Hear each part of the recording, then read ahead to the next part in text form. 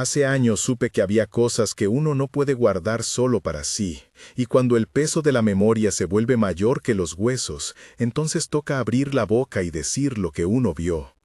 Fue en una noche húmeda de finales de octubre, allá por los primeros años 90, en un pueblo de la sierra que ya no aparece en muchos mapas. Corría el rumor antes de que yo siquiera entendiera lo que quería decir la palabra miedo. Decían que por la cuesta de la vieja hacienda había aparecido una mujer entre la niebla que andaba preguntando por un hombre desaparecido hace décadas. La bruma llegó como una cortina que huele a tierra mojada y a leña quemada. El sonido del río se hacía más grave y los perros dejaban de ladrar como si alguien hubiera ordenado silencio. La mujer salió de la niebla en pie, pálida como la luna, y me miró como si reconociera a alguien entre los árboles. Y esa noche fue la que cambió todo para mí. Si te gustan los relatos así, quédate hasta el final, porque lo que voy a contar no es un cuento, y alguien tendrá que saberlo. ¿Quién estaba allá bajo la niebla?, pregunté, ¿y por qué mi nombre apareció en sus labios sin que ella me conociera? Nací en una casa con techo de teja y corral de piedras, hijo de parteros y de trabajadores de la sierra. De pequeño corría descalzo por las veredas que ahora ya no existen, y aprendí a reconocer los pasos de los animales antes que los de la gente. Mi infancia fue de juegos junto al arroyo y de noches en que mi abuela Ana me dejaba dormir a su lado para escuchar los cantos que ella llamaba rezos. Aprendí a montar a caballo con don Mateo, que nunca se reía, y a arreglar las correas de las carretas con Pedro, que tenía manos de cuero. En mi juventud busqué fortuna en la ciudad, pero la sierra me llamaba de vuelta como un imán, y volví a cuidar la tierra que quedaba de mi padre. Me casé con Elena, que trae siempre un pañuelo blanco en la cartera, y juntos tuvimos un hijo que hoy ya es hombre. Conocí la soledad de las noches largas cuando la lamparina parpadea y uno piensa en lo que dejó y en lo que enterró sin decir palabra. La pérdida más dura fue la de mi hermano Joaquín, que se fue una madrugada sin decir adiós y nadie supo por qué. Todo eso me marcó y me explicó por qué no podía mirar a otra parte cuando la gente susurraba sobre la mujer en la niebla. Volví para cuidar la familia y para custodiar la memoria del pueblo, porque quien no recuerda está condenado a repetir o a olvidar lo que mantiene vivos a los que ya no están. El rumor se movió de casa en casa como un viento frío. Algunos lo atribuían a borrachos que se habían perdido, otros a la imaginación de los niños que juegan con sombras. Rosa, la partera, dijo una tarde mientras colgaba ropa que la vio a la distancia y que su silueta se confundía con los hilos que se movían en el tendedero. El padre Luis escuchó en la parroquia más confesiones por miedo que por culpa. Martín el herrero negó todo, pero lo vi darle la espalda a la ventana cuando la niebla se metía en la plaza. La gente comenzó a murmurar sobre una carreta antigua encontrada al borde del arroyo con cuerdas rotas y una rueda partida. El rumor decía que la carreta llevaba a un hombre que nunca volvió y que la mujer regresaba a buscarlo. Las conversaciones tenían el mismo ritmo de siempre. Primero la incredulidad, luego la broma nerviosa y por último el silencio cuando la bruma se asomaba por la calle. Yo escuché a abuela Ana decir que esas cosas no deberían ser forzadas, que algunas almas solo piden un nombre murmurado a la tierra. María, que vendía café en la esquina, me ofreció una taza y me contó que la mujer preguntó por Arlof en voz baja, como si nombrara una deuda. Ese nombre se me clavó en el pecho porque nadie había nombrado a Arlof desde hacía años, y aún así, algo dentro de mí sintió que ya era hora de mirar. La primera vez que la vi fue caminando con la lamparina en la mano, bajando por la vereda que lleva al arroyo. La noche estaba tan cerrada que la luz parecía cortar el aire en finas hebras. El olor a cera mezclado con humedad me hacía recordar todas las náuseas de la infancia. Sentí, antes que vi, un frío que no tenía origen, un frío que se pegaba a la ropa y a la piel como si la noche respirara sobre mí. La lamparina titiló y un murmullo, como de voces lejanas, envolvió la loma. ¿Quién anda?, pregunté en voz baja, porque la voz propia se confunde con el viento. Ella respondió sin moverse, con una voz que parecía venir de la misma bruma.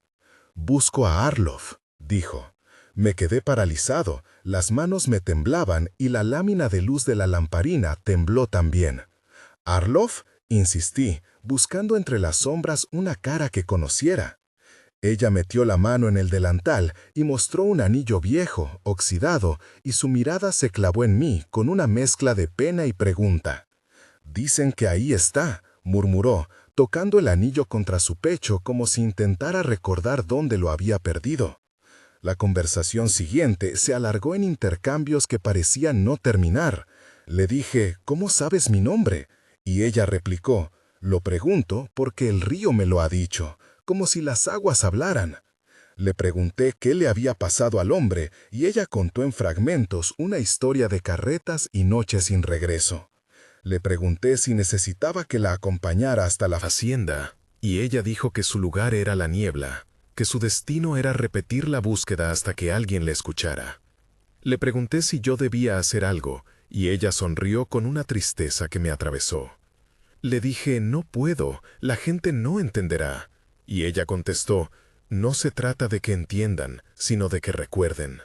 Cada respuesta venía con un pequeño gesto, una mano que rozaba el aire, un pañuelo que aparecía y desaparecía, una respiración que se sentía más como un suspiro del viento. Al terminar, dio un paso atrás y la niebla la ocultó como si alguien cerrara una puerta de humo. Me quedé con la lamparina en la mano, sintiendo que no había sido un sueño. Después de ese encuentro, volví a casa sin hablar, con el silencio martillando en la nuca y una sensación de deber que ya no pude obviar. Al volver a casa, hablé con Elena, que estaba sentada junto al fuego cosiendo un botón. El sonido de la aguja y el hilo marcaba una normalidad que me parecía ajena. «¿Viste algo?», preguntó sin levantar la vista. «Vi a alguien», respondí. «¿Una mujer?», preguntó ella con esa mezcla de curiosidad y temor que tienen las que han visto muchas cosas y creen pocas. «Sí», dije. «Preguntaba por Arlof». Elena dejó la aguja y me miró con cuidado como quien mira un mapa para encontrar un camino desconocido. «Arlof fue un forastero que a veces se quedaba en la cantina», dijo, «pero él se fue hace años». Le conté todo lo que había visto, con detalles que la lamparina aún me encargaba de recordar. Y cada frase venía acompañada de pequeños movimientos. Sus manos frotando el delantal, el murmullo de su respiración, el olor a pan recién hecho que llenaba la cocina. «¿Crees que fue real?», me preguntó. «No lo sé», respondí, pero no pude volver la espalda. Hablamos largo rato hasta que mi hijo entró a la cocina con los ojos somnolientos y abrazó a Elena como si quisiera asegurar que el mundo seguía en su sitio. Esa noche me costó dormir y cada crujido de la casa me hacía pensar que la niebla se acercaba a la puerta.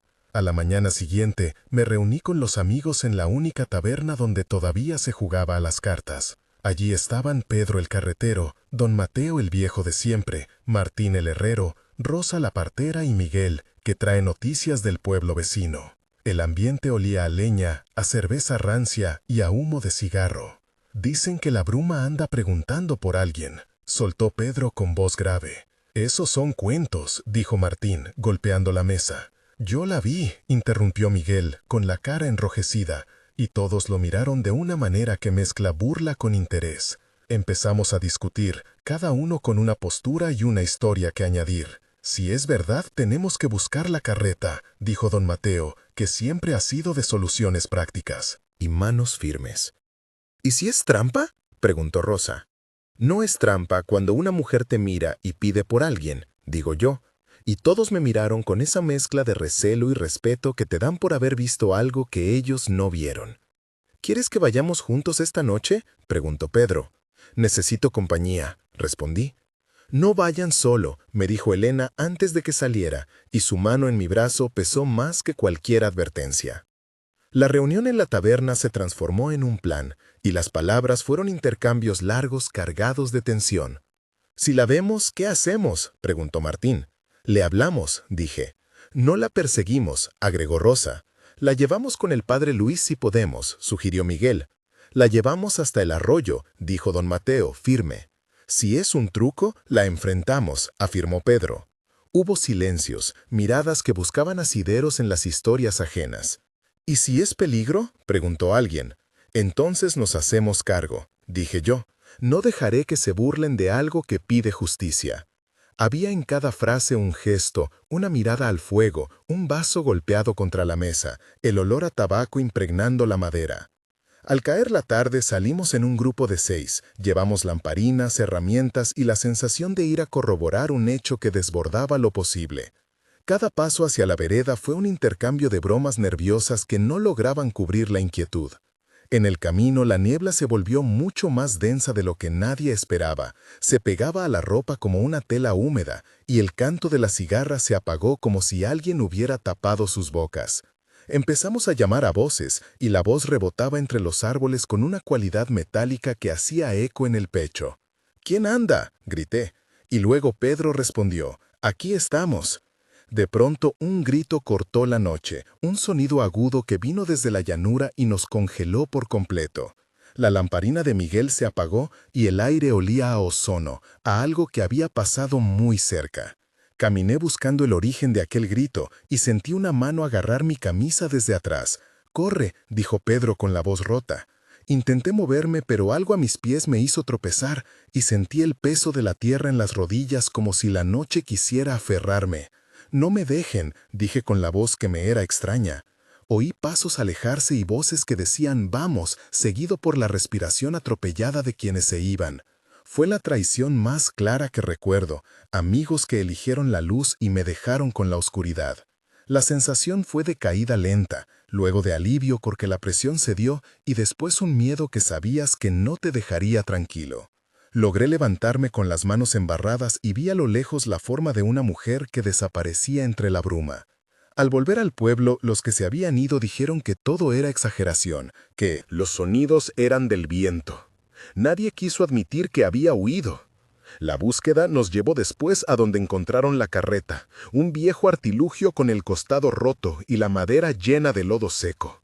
Rastreando huellas y consultando viejos documentos en la parroquia, descubrimos que hacía 50 años una carreta se había volcado esa noche y un hombre llamado Arlof había caído al arroyo y no había vuelto a salir.